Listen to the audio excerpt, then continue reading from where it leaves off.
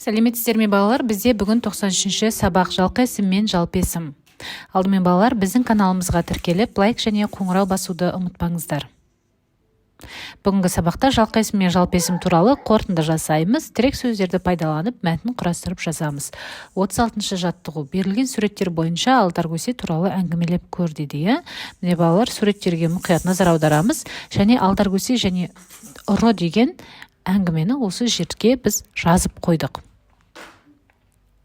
Бір күні алдаркөсе есегі мен қойын алып жәрмеңкеден келе жатады. Кенет оны сыртынан көрген ұры қойы мен есегін білдіртпей ұрлап алып кетеді.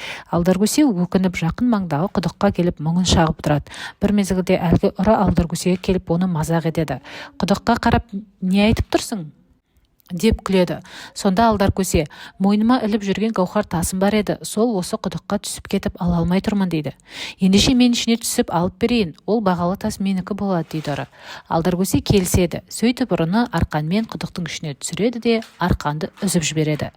Қойым мен есегімнің қайда екенін айтпасаң, сені құдықтан шығармаймын дейді алдаркөсе. Ұры қайда екенін айтып береді. Сөйтіп алдаркөсе жақын маңдағы ауылдың адамдарын құдыққа ертіп әкеліп ұрыны ұстап береді. Өзі қойы мен есегін алып үйіне қайтады.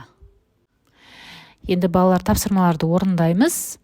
Алдаркөсе сөзінің жалқы есім екенін дәлелдеді дейді. Балалар, алдаркөсе әділетсіз адамдарды алдап, халыққа көмек беріп жүреді. Оның осындай тапқырлығы мен қулығы үшін халық алдаркөсе деп атап кеткен.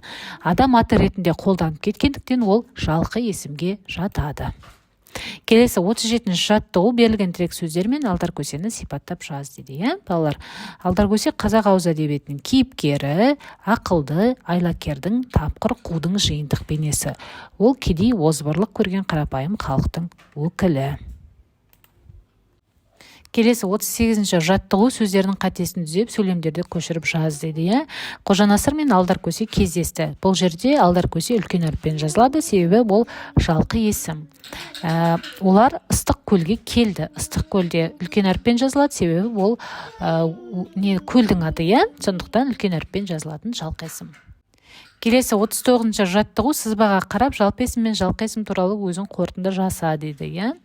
Міне балалар, біздер осылай қорытынды жасадық. Батыр сөзі жалпы ер жүрек, білек пен жүрек күші мықты адамдарға қатысты айтылатын жалпы есім.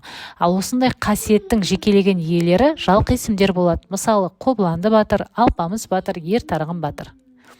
Жүйрік, мықты аттың барлығына қатысты айтылатын жалпы атау тұлпар, сондықтан ол жалпы есім. Ал осы қасиетке ие жекелеген жануарлар тайбурыл, байшуар, құлагер, бұлар жалқы есім. Келесі 40-ші жаттығу. Жер су аттарын қатыстырып, менің ауылымда немесе менің қаламда тақырыбына мәтін құрастырып жаз дейді. Мысалы, балалар, біз былай жаздық. Менің ауылыма жақын маңда Жайық өзені бар. Жаз келгенде достарымызбен, отбасымызбен өзенге шомылуға барамыз. Менің ауылымнан 40 шақырым жерде Қарой өңірі бар. Ол жерде халқымыздың танымал күрескер ақыны Махамбет Өтемісұлы өмірінің соңғы жылдарын өткізген. Қазір Қаройда ақынның мазары тұр. Бұл жерде балалар жалқы есімдер Жайық, Қарой, Махамбет Өтемісұлы.